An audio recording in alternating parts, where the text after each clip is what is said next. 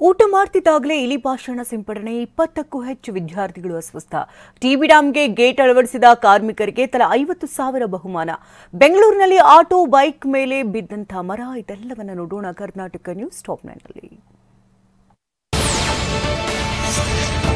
ಖಾಸಗಿ ನರ್ಸಿಂಗ್ ಕಾಲೇಜಿನಿಂದ ನಡೆಸುತ್ತಿರೋ ಹಾಸ್ಟೆಲ್ನಲ್ಲಿ ವಿದ್ಯಾರ್ಥಿಗಳು ಊಟ ಮಾಡುವಾಗ ಇಲಿ ಪಾಷಾಣ ಸಿಂಪಡಿಸಲಾಗಿದೆ. ಪರಿಣಾಮ 20ಕ್ಕೂ ಹೆಚ್ಚು ವಿದ್ಯಾರ್ಥಿಗಳಲ್ಲಿ ವಾಂತಿ ಕಾಣಿಸಿಕೊಂಡಿದೆ. ಬೆಂಗಳೂರಿನ ಜ್ಞಾನಭಾರತಿ ಠಾಣಾ ವ್ಯಾಪ್ತಿಯಲ್ಲಿ ಘಟನೆ ನಡೆದಿದೆ. ಅಸ್ವಸ್ಥಗೊಂಡಿರುವ 20ಕ್ಕೂ ಹೆಚ್ಚು ವಿದ್ಯಾರ್ಥಿಗಳಿಗೆ ಸ್ಥಳೀಯ ಆಸ್ಪತ್ರೆಗಳಲ್ಲಿ ಚಿಕಿತ್ಸೆ ನೀಡಲಾಗ್ತಿದೆ. ಹಾಸ್ಟೆಲ್ ಸಿಬ್ಬಂದಿ ಅಚಾತುರ್ಯದಿಂದ ಘಟನೆ ಸಂಭವಿಸಿದೆ. ಘಟನಾ ಸ್ಥಳಕ್ಕೆ ಜ್ಞಾನಭಾರತಿ ಠಾಣೆ ಪೊಲೀಸರು ಭೇಟಿ ನೀಡಿ ಪರಿಶೀಲನೆ ನಡೆಸಿದ್ದಾರೆ.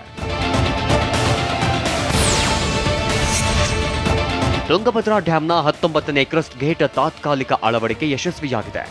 ಸ್ಟಾಪ್ ಲಾಗ್ ಅಳವಡಿಸಲು ಶ್ರಮಿಸಿದ ಕಾರ್ಮಿಕರಿಗೆ ಶಾಸಕ ಗಣೇಶ್ ನೇತೃತ್ವದಲ್ಲಿ ಸನ್ಮಾನಿಸಲಾಗಿದೆ.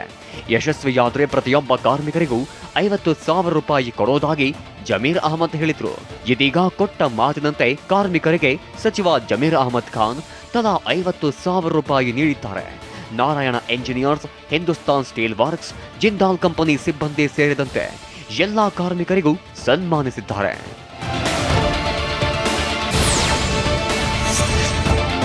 ಲಿಂಗಾಯತರು ಹಿಂದೂ ಧರ್ಮದ ಭಾಗ ಎಂದು ಹೇಳಿಕೆಯನ್ನ ವಚನಾನಂದ ಸ್ವಾಮೀಜಿ ಸಮರ್ಥಿಸಿಕೊಂಡಿದ್ದಾರೆ. ಈ ಬಗ್ಗೆ ಪ್ರತಿಕ್ರಿಯಿಸಿರೋ ಅವರು, ನಾವು ಮೊದಲು ಹಿಂದೂ, ನಂತರ ವೀರಶೈವ ಲಿಂಗಾಯತರು. ಸಾವಿರಾರು ವರ್ಷಗಳ ಇತಿಹಾಸ ಎಲ್ಲರನ್ನೊಳಗೊಂಡಿರುವುದೇ ಹಿಂದೂ. ಜೈನ, ಬುದ್ಧ, ಇಸ್ಲಾಂ, ಸಿಖ್, ಪಾರ್ಸಿ, ವೈಷ್ಣವ, ಲಿಂಗಾಯತ ಧರ್ಮವಿದೆ. ಎಲ್ಲ ಪರಂಪರೆಗಳಿಗೆ ಹಿಂದೂ ಧರ್ಮ ಅವಕಾಶ ಮಾಡಿಕೊಟ್ಟಿದೆ. ಹಿಂದೂ ಅಂದ್ರೆ ಒಂದು ಶ್ರೇಷ್ಠವಾದ ಭೂಮಿ ಅಂತ ಹೇಳಿದ್ದಾರೆ. ಮಹಿಳೆ ಮಗನನ್ನ ಅಪಹರಿಸಿ ದೈಹಿಕ ಮತ್ತು ಲೈಂಗಿಕ ದೌರ್ಜನ್ಯ ಎಸಗಿರುವ ಆರೋಪ ಕೇಳಿಬಂದಿದೆ. ಪ್ರಕರಣ ಸಂಬಂಧ ಬೆಂಗಳೂರಿನ ಚಂದ್ರ ಲೇಔಟ್ ಪೊಲೀಸರು 2 ರೌಡಿ ಶೀಟರ್ಗಳು ಸೇರಿ 9 ಮಂದಿಯನ್ನ ಬಂಧಿಸಿದ್ದಾರೆ. ಕಳ್ಳತನ ಮಾಡುತ್ತಿದ್ದ ಮಹಿಳೆ ಮತ್ತು ಆಕೆಯ ಮಗನಿಗೆ ಹಣ ನೀಡುವಂತೆ ಬೆದರಿಸಿದ್ದಾರೆ.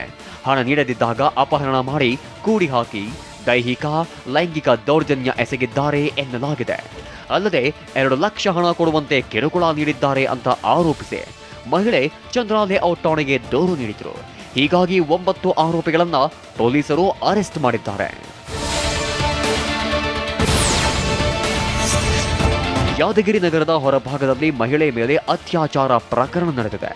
ಪಾಳು ಬಿದ್ದ ಮನೆಗೆ ಪರಿಚಿತ ವಿವಾಹಿತೆಯನ್ನ ಬೈಕ್ನಲ್ಲಿ ಕರೆದೊಯ್ದು ಕಾಮುಕ ಹೇಮಂತ್ ಎಂಬಾತ ದುಷ್ಕೃತ್ಯ ಮೆರೆದಿದ್ದಾನೆ. ಶನಿವಾರ ರಾತ್ರಿ ಘಟನೆ ನಡೆದಿದ್ದು, ನಿತ್ರಾಣಗೊಂಡು ಮಹಿಳೆ ಪಾಳು ಮನೆಯಲ್ಲಿ ಬಿದ್ದಿತ್ತು. ಸ್ಥಳೀಯರು ಪೊಲೀಸರಿಗೆ ಮಾಹಿತಿ ತಿಳಿಸಿದ್ದು, ಕಲಬುರಗಿಯ ಜಿಮ್ಸ್ ಆಸ್ಪತ್ರೆಗೆ ದಾಖಲಿಸಿ ಚಿಕಿತ್ಸೆ ನೀಡಲಾಗ್ತಿದೆ. ಯಾದಗಿರಿ ಮಹಿಳಾ ಪೊಲೀಸ್ ಠಾಣೆಯಲ್ಲಿ ಪ್ರಕರಣ ದಾಖಲಾಗಿದ್ದು, ಆರೋಪಿ ಹೇಮಂತ್ನನ್ನ ವಶಕ್ಕೆ ಪಡೆದಿದ್ದಾರೆ.